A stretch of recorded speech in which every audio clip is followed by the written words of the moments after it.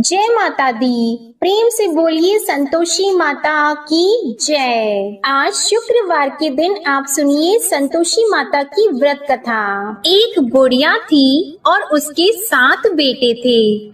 6 बेटे कमाने वाले थे और एक बेटा निकम्मा था। बुढ़िया माँ 6 पुत्रों की रसोई बनाती, भोजन कराती और पीछे से जो कुछ बचता वो 7वें पुत्र को दे देती। परंतु वह बड़ा भोला भाला था, मन में कुछ विचार नहीं करता था। एक दिन वह अपनी बहू से बोला, देखो मेरी माता का मुझ पर कितना प्रेम है। वह बोली, क्यों नहीं, सबका झूठा बचा हुआ तुमको खिलाती है। वह बोला, ऐसा भी हो सकता है क्या? मैं जब तक आंखों से न देखूं मान नहीं सकता। बहू ने हंसकर कहा, देख लोगी तब तो मानोगी। कुछ दिन बाद बड़ा त्योहार आया। घर में 7 प्रकार के भोजन और चूरमा के लड्डू बने। वह जांचने को सर के दर्द का बहाना कर पतला कपड़ा सिर पर ओढ़कर रसोई घर में सो गया और कपड़े में से सब देखता रहा। 6 भाई भोजन करने आए। उसने देखा माँ ने उनके लिए सुंदर सुंदर आसन बिछाए, 7 प्रकार की रसोई परोसी। वह आग्रह करके जिमाती रही, वह देखता रहा। 6 भाई भोजन कर उठे तब माँ ने उनकी झूठी थालियों में से लड्डुओं के टुकड़ों को उठाया और एक लड्डू बनाया। झूठन साफ करके बुढ़िया माँ ने पुकारा, उठ बेटा, 6 भाई भोजन कर गए, अब तू ही बेटा बाकी है, उठ और तू कब खाएगा? वह कहने लगा, माँ मुझे भोजन नहीं करना, मैं परदेश जा रहा हूँ। माता ने कहा, कल जाता तो आज ही जा। वह बोला, हाँ हाँ आज ही जा रहा हूँ।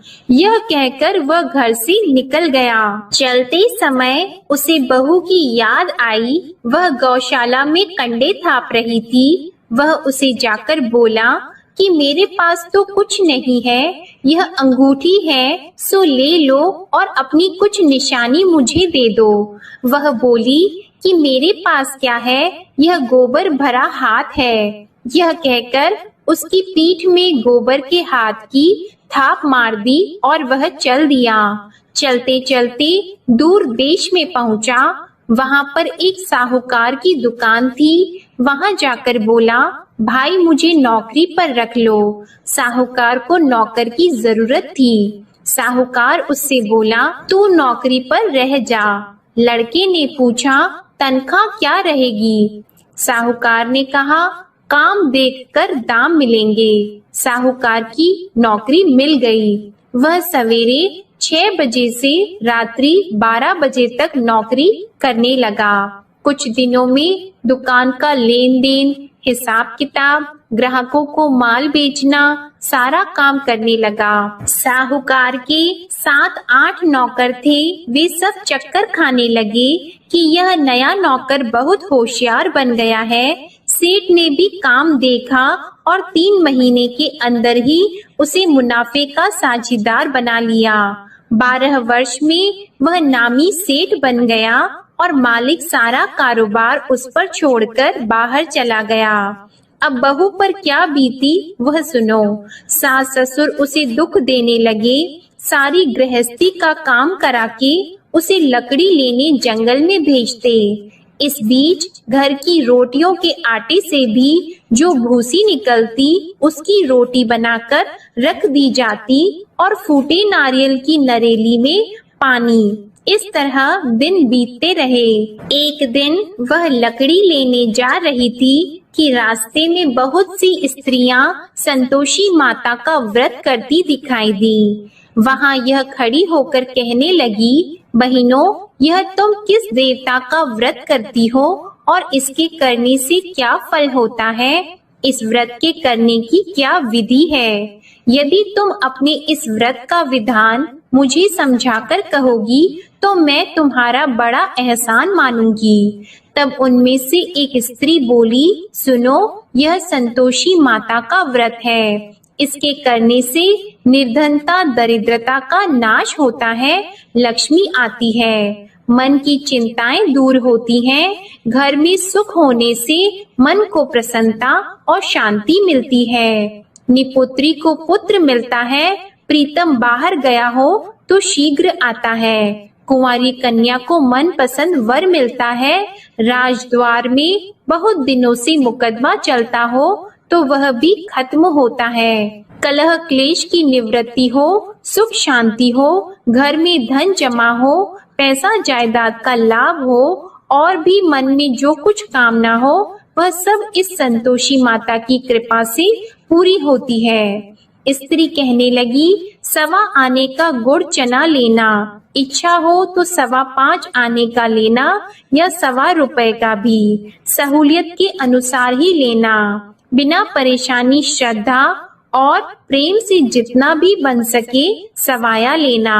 5.25 पैसे से 5.25 आने तथा इससे भी ज्यादा शक्ति और भक्ति के अनुसार ले लेना। हर शुक्रवार को निराहार रहकर कथा कहना और सुनना। इसके बीच क्रम टूटे नहीं, लगातार नियम पालन करते रहना।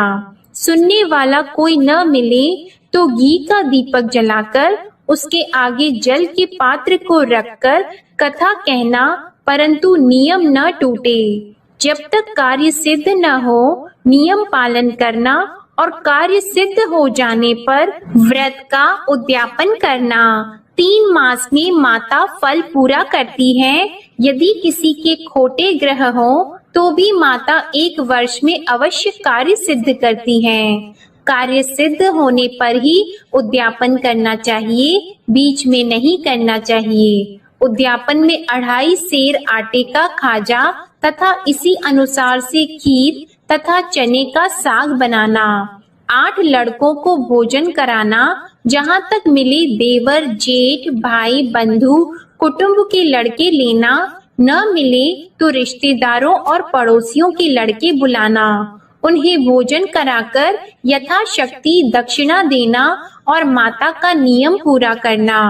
उस दिन घर में कोई खटाई नहीं बनाना। यह सब सुनकर बुढ़िया की बहू वहां से चल दी। रास्ते में लकड़ी के बोझ को बेच दिया और उन पैसों से गुड़ चना लेकर माता के व्रत की तैयारी करने लगी। आगे चली और सामने मंदिर है। यह सुनकर माता के मंदिर में जाकर माता के चरणों में लौटने लगी। इसके बाद वह माँ से विनती करने लगी कि हे माँ, मैं निपट मूर्ख हूँ, व्रत के नियम कुछ नहीं जानती हूँ, मैं बहुत दुखी हूँ। हे माता जग जननी, मेरा दुख दूर करो, मैं आपकी शरण में हूँ। माता को दया आई।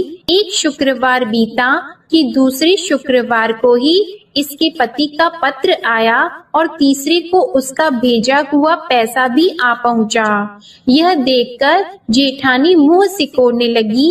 इतने दिनों में इतना पैसा आया, इसमें क्या बढ़ाव है। लड़के ताने देने लगे कि काकी के पास अब पत्र आने लगे, रुपये आने लगा, अब तो काकी की खातिर बढ़ जाएगी, अब तो काकी बुलाने से भी नहीं बोलेगी। बेचारी सरलता से यह कहती है कि भैया पत्र आएगा, रुपए आएंगे तो हम सबके लिए अच्छा है। ऐसा कहकर आंखों में आंसू भरकर संतोषी माता के मंदिर में आकर मातेश्वरी के चरणों में गिरकर रोने लगी। माँ, मैंने तुमसे पैसा नहीं मांगा, मुझे पैसे से क्या काम है, मुझे तो अपनी सुहाग से काम है, मैं तो अपने स्वामी की दर्शन और सेवा मांगती हूँ। तब माता ने प्रसन्न होकर कहा, जा बेटी, तेरा स्वामी आएगा। यह सुनकर खुशी से वह बावली होकर घर जाकर काम करने लगी। अब संतोषी माँ विचार करने लगी, इस भोली पुत्री से मैंने कह तो दिया कि तेरा पति आएगा, पर आएगा कहाँ से? वह तो इसे स्वप्न में भी याद नहीं करता। इसे याद दिलाने तो मुझे ही जाना पड़ेगा। इस तरह माता उस बुढ़िया के बेटे के पास जाकर स्वप्न में प्रकट होकर कहने लगी, साहूकार के बेटे, सोता है या जागता है? वह कहता है, माता सोता भी नहीं हूँ, जागता भी नहीं हूँ, बीच में ही हूँ, कहो क्या आज्ञा है। माँ कहने लगी, तेरा घर बार है या नहीं। वह बोला, मेरा सब कुछ है माता, माँ बाप भाई बहन बहू क्या कमी है। माँ बोली, पुत्र तेरी घरवाली कष्ट उठा रही है, माँ बाप उसे दुख दे रहे हैं, वह तेरे लिए तरस रही है, तू उसकी सुध ले। वह बोला, हाँ माता यह तो मुझे मालूम है, परंतु जाऊं कैसे, परदेश की बात है, लेन देन का कोई हिसाब नहीं, कोई जाने का रास्ता नजर नहीं आता, कैसे चला जाऊं। माँ कहने लगी, मेरी बात मान, सवेरे नहा धोकर संतोषी माता का नाम लेकर घी का दीपक जलाकर दंडवत कर दुकान पर जा बैठना। देखते देखते तेरा लेन देन चुक जाएगा, जमा माल बिक जाएगा, सांझ होते होते धन का ढेर लग जाएगा। अब तो वह सवेरे बहुत ही जल्दी उठकर मित्र बंधुओं से अपनी सपने की बात कहता है। वे सब उसकी बात अनसुनी करके खिल्ली उड़ाने लगे। कहीं सपने भी सच्चे होते हैं। एक बूढ़ा बोला, देख भाई मेरी बात मान, इस तरह साच झूठ कहने के बदले देवता ने जैसा ही कहा है वैसा ही करना, तेरा क्या जाता है। अब बूढ़े की बात मानकर वह नहा धोकर संतोषी माता को दंडवत कर घी का दीपक जलाकर दुकान पर जा बैठता है। थोड़ी देर में वह क्या देखता है कि देने वाले रुपया लाए, लेने वाले हिसाब लाए। कोठे में भरे सामानों के खरीदार नगद में सौदा करने लगे। शाम तक धन का ढेर लग गया। मन में माता का नाम लेकर प्रसन्न होकर घर जाने के वास्ते गहना कपड़ा सामान खरीदने लगा। यहाँ के काम से निपट घर को रवाना हुआ। उधर बहू बेचारी जंगल में लकड़ी लेने जाती है। लौटते वक्त माताजी के मंदिर पर विश्राम करती है।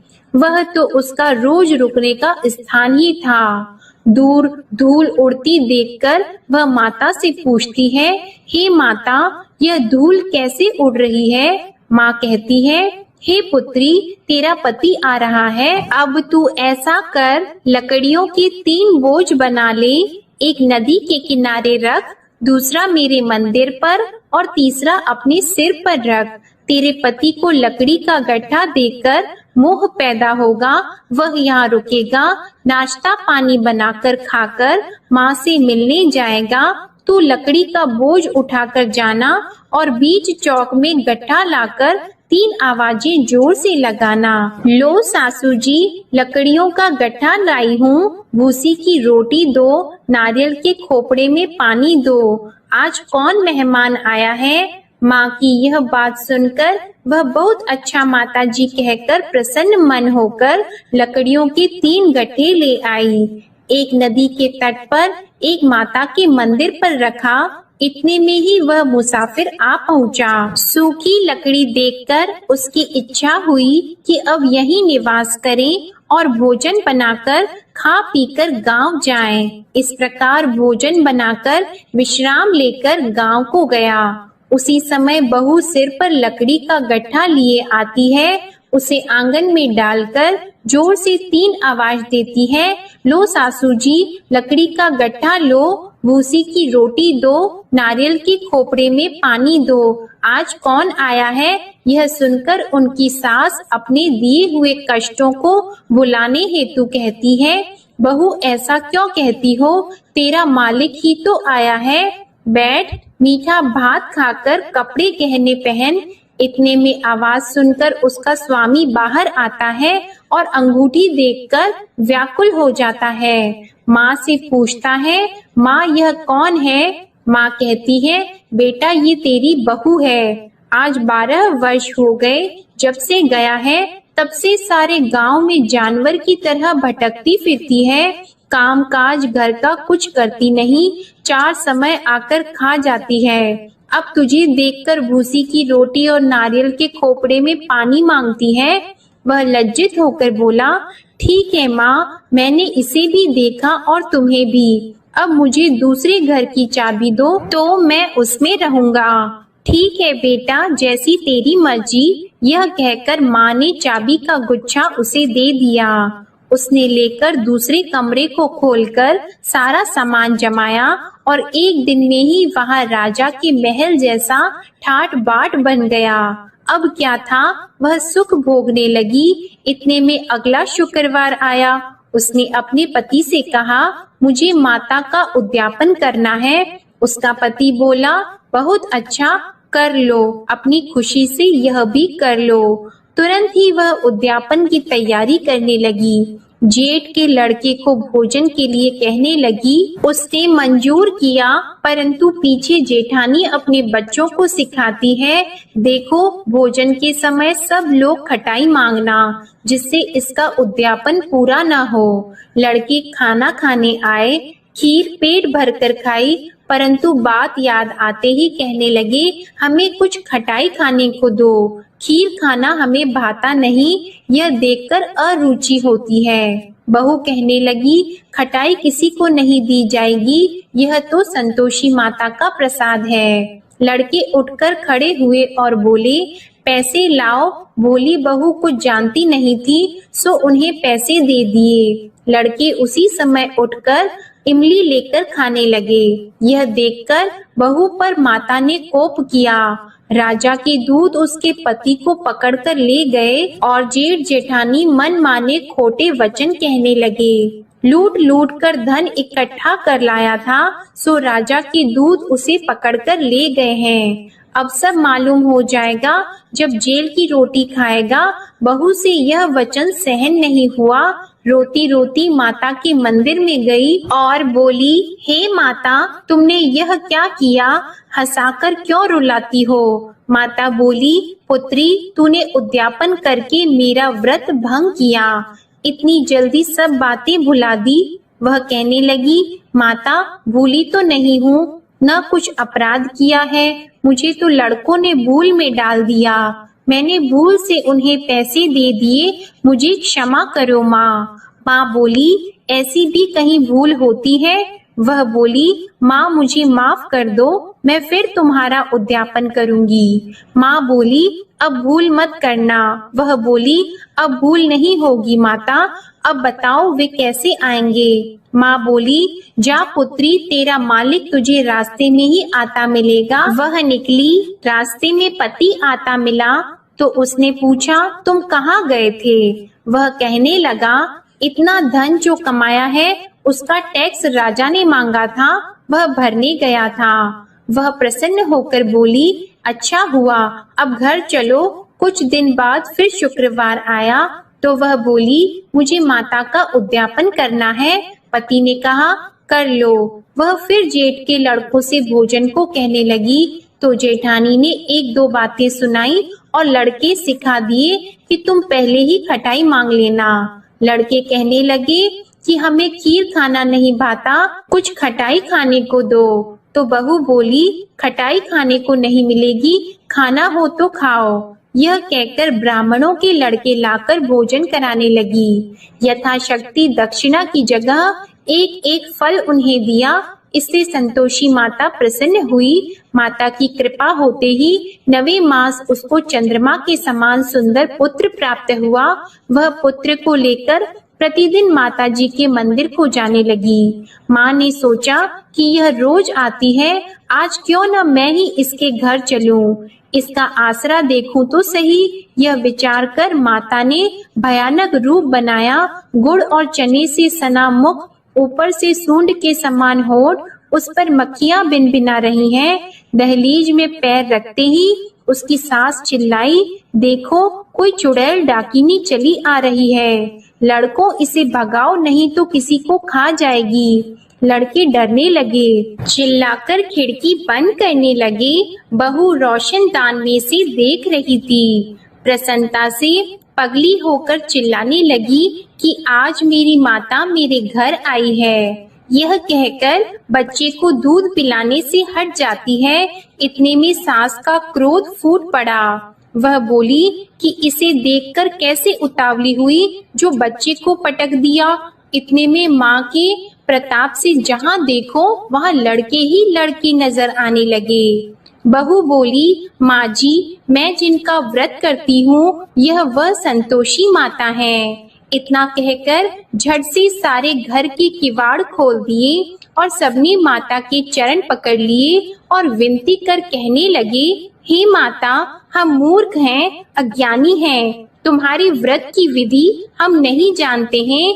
तुम्हारा व्रत भंग करके हमने बहुत बड़ा अपराध किया है। हे माता, बहू को जैसा फल दिया वैसा सबको देना। जो भी यह कथा पढ़ेगा या सुनेगा उसके सभी मनोरथ पूर्ण होंगे। प्रेम से बोलिए संतोषी माता की जय। आइए अब सुनते हैं संतोषी माता की आरती। जय संतोषी माता मैया, जय संतोषी माता, अपने सेवक जन की सुख संपत्ति दाता।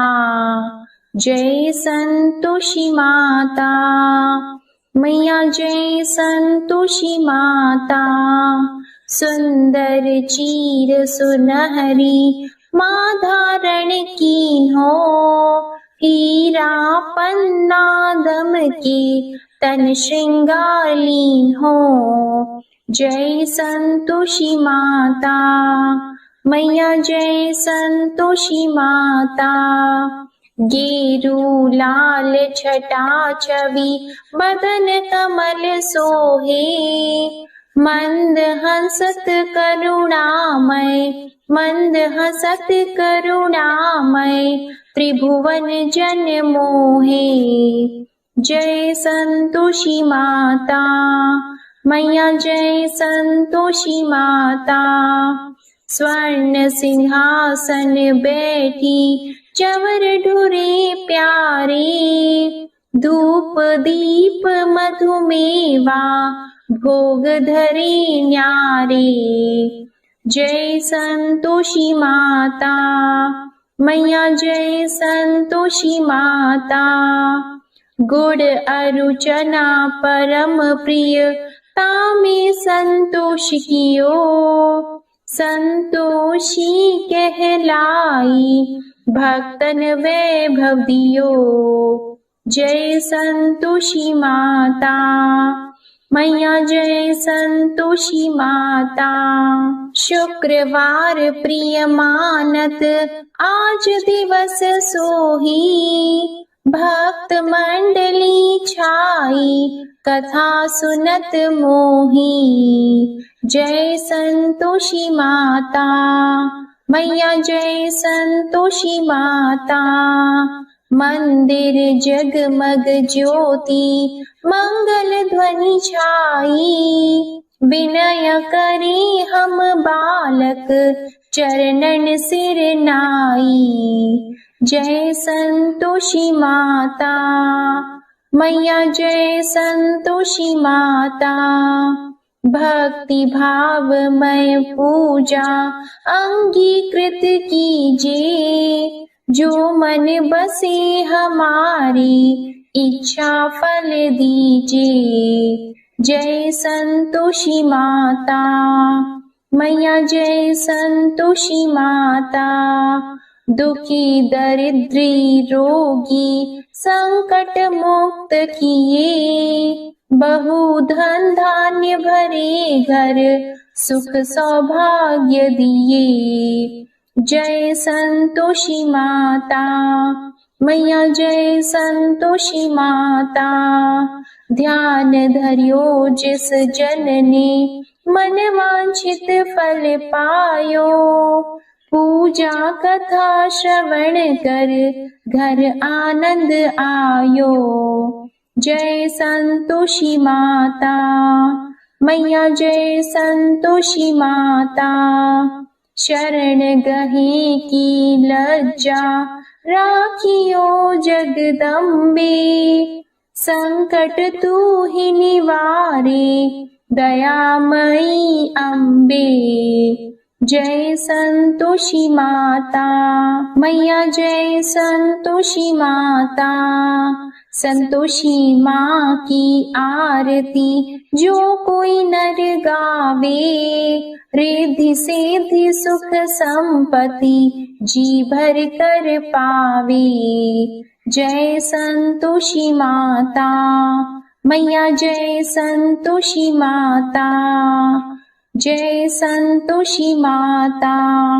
प्रेम से बोलिए संतोषी माता की जय। आपको आज की कथा पसंद आए तो वीडियो को लाइक करके चैनल को जरूर सब्सक्राइब करिएगा और कमेंट में संतोषी माता की जय भी जरूर लिखिएगा। इसी के साथ आज आप हमारे चैनल पर नवरात्रि व्रत के 5वें दिन की कथा और दुर्गा सप्तशती का पाठ भी जरूर सुनिएगा। प्रेम से बोलिए संतोषी माता की जय।